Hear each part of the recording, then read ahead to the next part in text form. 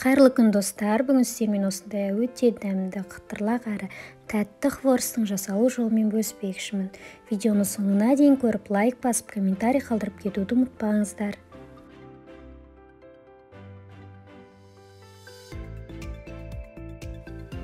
Ол үшін бізге керегі 2 жұмыртқаның сарысы және де 2 толық жұмыртқа керек болады. Және де үстіне өлшенген қантымызды салып, жақсылап тұрып араластырамыз.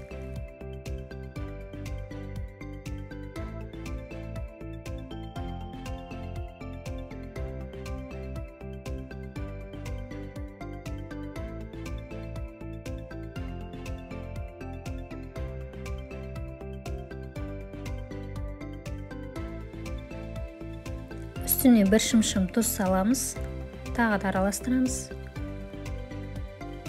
Жақсылап араластырып болған соң, үстіне өлшенген ұнымызды саламыз. Яғни керек ингредиенттердің барлығының өлшемі видеоның астында жазылған. Мінекей ұнымызды бөліп салып, жақсылап араластырамыз. Келесі бөліктегі ұнымызды саламыз. Бәрін бірге салып, жақсылап араластырып, қолмен илейміз.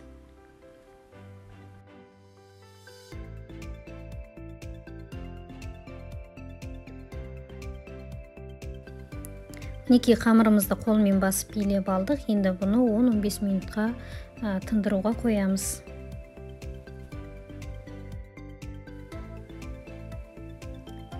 Мінекей қамырымыз тынды. Осындай жұмсақ қамыр болады. Енді бұны оқтаумен жақсылап тұрып жаямыз. Және де осындай арнайы формамен кесіп шығамыз. Мінекей көлемдері аралықтары осындай болады. Барлық ұнымызды бірдей кесіп болдық. Мінекей кесілген ұнымызды осылай таяқшаға орап шығамыз.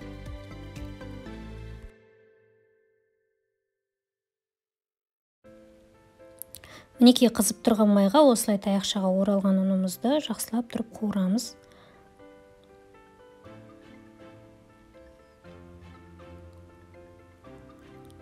Мінекей екі жағын аударамыз.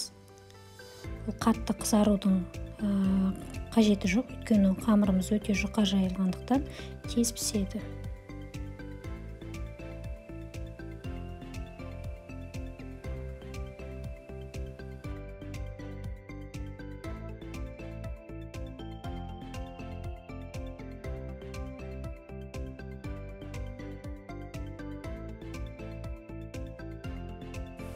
Келесінде тура осылай пісіреміз.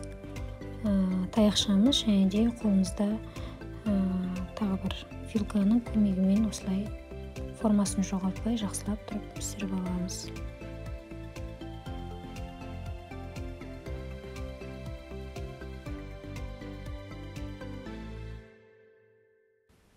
Мінекей барлық хворостарымызды тура осылай пісіріп аламыз.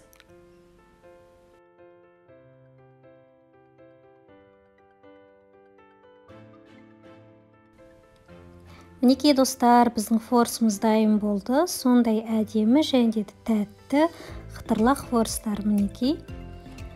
Дастарханыңыздың сәнін ашатыны сөзсіз, сондықтан үйде міндетті түрде жасап көріңіздер. Видеоны соңына дейін көргеніңіз үшін рахмет. Каналға тіркелуді ұмытпаңыздар.